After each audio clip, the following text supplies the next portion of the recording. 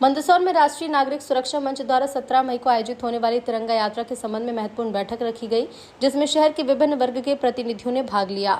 इसमें समाज के प्रमुख पत्रकार, व्यापारी, युवा और मातृशक्ति शामिल रहे। बैठक में तिरंगा यात्रा के आयोजन और सफलता के लिए चर्चा हुई।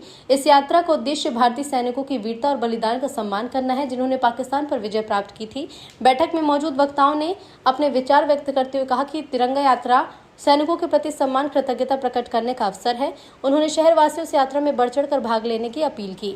बैठक में उपस्थित प्रमुख व्यक्तियों में रामकथा के मर्मज्ञ पंडित दशरथ भाईजी, पूर्व गृह मंत्री कैलाश चावला, बीजेपी जिला अध्यक्ष पंडित राजेश दीक्षित और अन्य प्रमुख सामाजिक व्यक्ति शामिल रहे।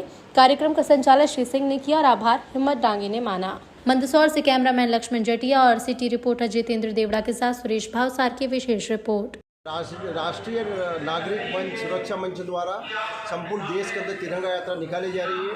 देश के सेना के सम्मान में, देश की सेना ने जो गौरव पाकिस्तान में घुसकर आतंकवादियों को मारने का काम किया है, उसके सम्मान में 17 तारीख को भारत बस स्टैंड शाम को 5 बजे रैली का आयोजन रखा गया है। उस रैली के अंदर मंदसौर नगर हर गणमान्य नागरिक, हर व्यक्ति, हर युवा, हर महिला, पुरुष पहुँचने का प्रयास करें। एक सिंदूर यात्रा भी उसके अंदर रहेगी कि सैनिकों का, जो अपने देश के वीर लोगों का जो सिंदूर उजाड़ा है, उस सिंदूर का हम सम्मान करते हुए रैली निकाले जाएंगे। यह महाराष्ट्र बस स्टैंड निकलते बीटेल चौराहे पर, गांधी चौराहे से भारत माता चौराहे पर समापन होगा, वहाँ पर आरती की जाएगी। मैं मंदसौर नगर नागरिक बंधुओं से, स्टूडेंट बंधुओं से, व्यापारी बंधुओं से सबसे आग्रह करना चाहता हूँ, इस तिरंगा रैली के अंदर सब सम्मिलित होकर उस रैली को 17 तारीख को सफल बनाएं।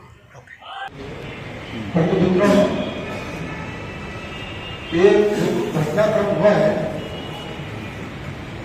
कि जैसी दिखाई देती है आपको, इससे भी ज्यादा लंबी है। इसके पीछे जो शक्तियां काम कर रही है, तो उन शक्तियों का जो उद्देश्य है, वो एक मात्र उद्देश्य है कि बढ़ते हुए भारत को, ताकतवर होते भारत को हम किस प्रकार से नष्ट कर सकते हैं। की ओर घुमा दो नाविक निज बतवा, तूफानों की ओर घुमा दो नाविक निज बतवा। आज सिंधु ने विश्व उगला है, लहरों का यौवन मचला है। आज हृदय में सिंधु का साथ उठा है ज्वार। तूफानों की ओर घुमा दो नाविक निज बतवा। एक बड़ा प्रसिद्ध प्रसंग है और मैं अक्सर कथाओं में उसको निवेदन करता हूं। उसी के साथ अपनी बात शुरू करूंगा। 2 या 4 मिनट आपका श्रवण करने का मन हो तो साथ जुड़ेंगे।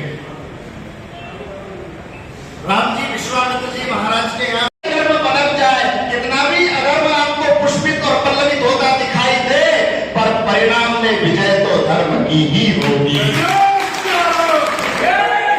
चाहे उसे आप धर्म नाम दे दें, चाहे आप उसे मजहब नाम दे दें, जो भी नाम दे, जो अपने धर्म पर रहेगा वो उसे इस राष्ट्र में रहिए। तो कैसे ना बलि देना पड़े। मुझे बड़ा दुख है साहब, पर्यटन करने के हम लोग कितने निश्चिंत हो गए थे विश्वास में आकर के, कितने निश्चिंत थे वो लोग। जहां ऐसी डिफेंस व्यवस्था है कि एक ड्रोन नहीं गिर पा रहा है, वहां पर्सन हायर किए गए, स्लीपर सेल आ गए और आकर के मार करके। कितनी दुखद घटना हुई है।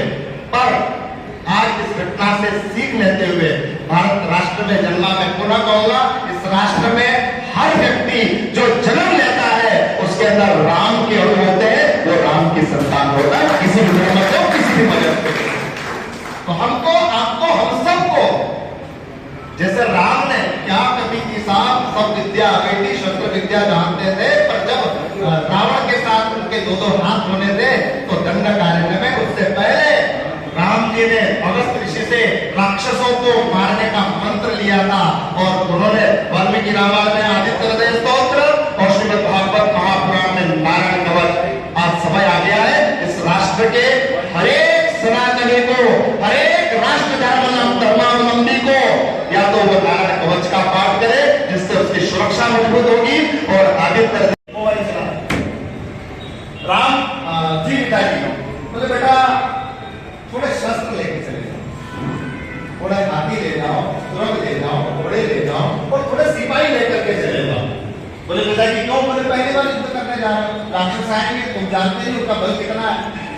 तब राम जी ने जो बात दशरथ जी से कही वो आज इस सभा में आप हम सब लोग, क्योंकि आप सभी लोग संगठनों के प्रमुख हैं, प्रमुखों का दायित्व निभा रहे हैं, सब अपना अपना एक संगठन चला सकते हैं। गाजी साहब ने कहा कि 2-2, 4-4, मैं तो निवेदन करूंगा कि एक आदमी कम से कम 100 आदमी को लेकर के आए।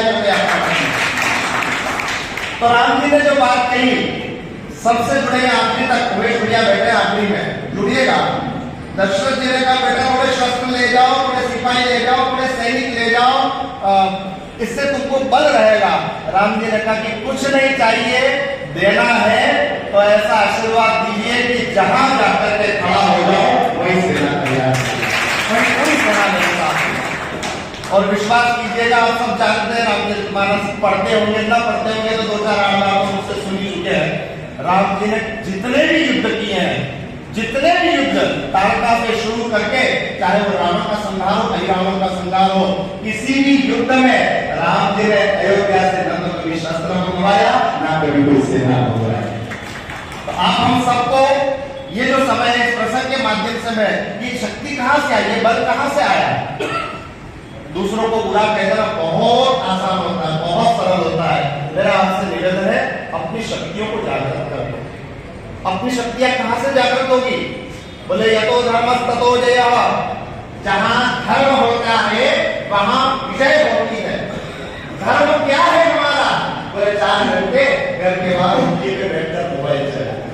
ऐसे स्थिति आई थी गुरुदेव के द्वारा कि मुझे ऐसा लगता है कि यहाँ बहुत तकनीकी लोग बैठे हुए हैं, शायद ऐसा इस बात को असंभव माने, लेकिन मेरी जान में मुझे ऐसा लगता है चंद्र जी कि शायद 2028 महाराणा प्रताप तक जाएंगे, महाराणा प्रताप चलेंगे, नई मंडी जाएंगे, मंडी से निकलेंगे सीताओं